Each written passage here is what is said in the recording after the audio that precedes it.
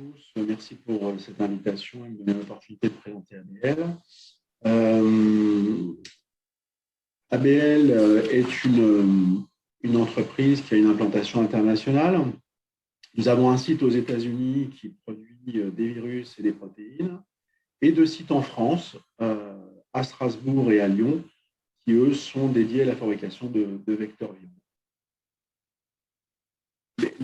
L'expérience d'ABL est assez large. Elle couvre la thérapie génique, les virus oncolytiques et les immunothérapies au sens large. Comme vous pouvez le voir en bas à droite de ce slide, que nous avons au niveau d'ABL un large panel de virus qui sont manipulés. Je ne vais pas tous les citer, mais bon, ça va de l'AAV, de la rougeole, les arénavirus, les poxvirus d'une manière générale. Donc, c'est un large panel de virus et c'est un peu notre spécificité. Alors, nous accompagnons nos clients tout au long du processus de développement des produits, des vecteurs viraux. Donc, de la faisabilité, on va faire la partie process development, upstream, downstream, mais on va également, en parallèle du process development, faire toute la partie développement analytique, la fabrication des banques, le scale-up, la fabrication des lots cliniques, le release testing, enfin le QC testing et le release testing, et puis tout le support réglementaire, aussi bien au niveau des études de stabilité, mais également que les packages de documentation CMC. Alors,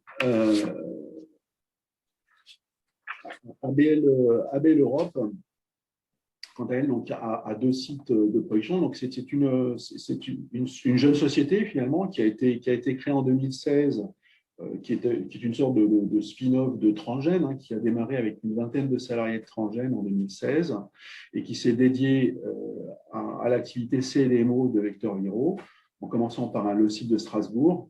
Et puis, fort d'une croissance très soutenue de plus de 30% par an, on a vite été à l'étroit sur le site de Strasbourg et nous avons eu l'occasion de faire l'acquisition du site de Lyon pour étendre nos capacités. Ce qui fait qu'aujourd'hui, à fin 2020, nous avons plus de 135 personnes dédiées à la fabrication de vecteurs. Alors, nous accompagnons nos clients tout au long du développement. Ça va du préclinique à la phase 1, phase 2, phase 3. Nous n'avons pas de produits commerciaux à ce jour. Un de nos clients qui était récemment en phase 3, malheureusement, n'a pas eu les succès escomptés en phase 3, donc ça a été un petit peu une déception pour nous également. Globalement, nos clients nous sommes reconnus à l'international. Nos clients sont situés sur l'ensemble des continents, que ce soit en Europe, aux Amériques, enfin aux États-Unis plus spécifiquement, et en Asie.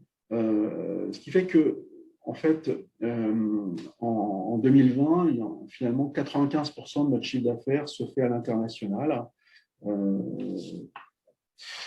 Alors, je l'évoquais, on a une expertise assez large en termes de vecteurs viraux et ce qui amène un certain nombre de complexité à gérer entre les différents types de virus, les différents types de substrats cellulaires.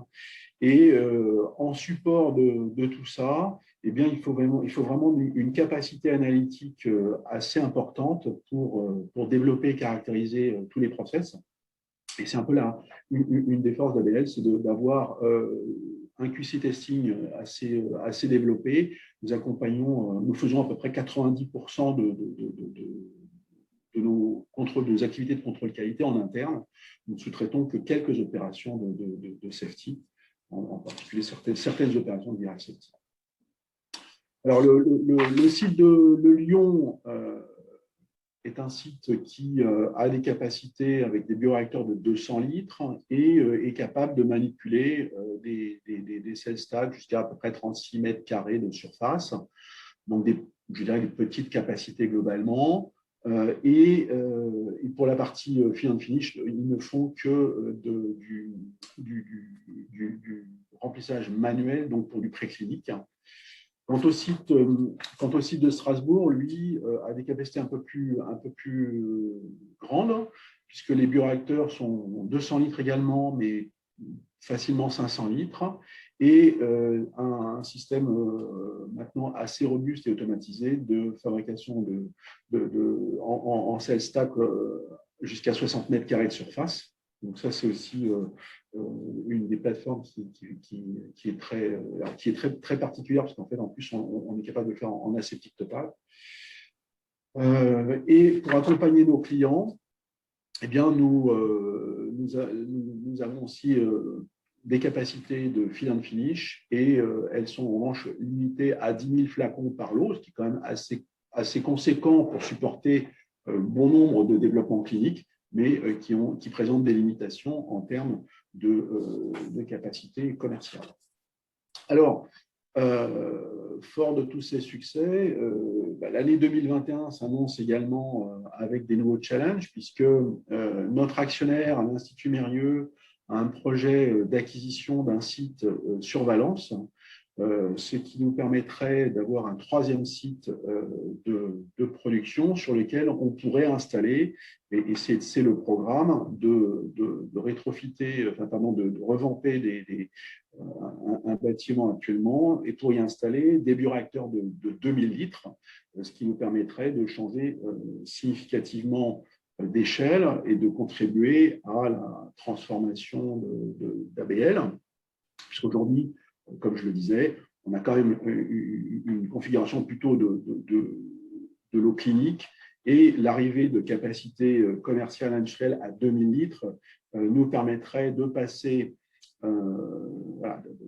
d'un stade d'eau clinique à l'eau commerciaux, et d'un stade d'acteurs sur les marchés de niche à, on va dire, une mid-size compagnie. Voilà, je vous remercie de votre attention.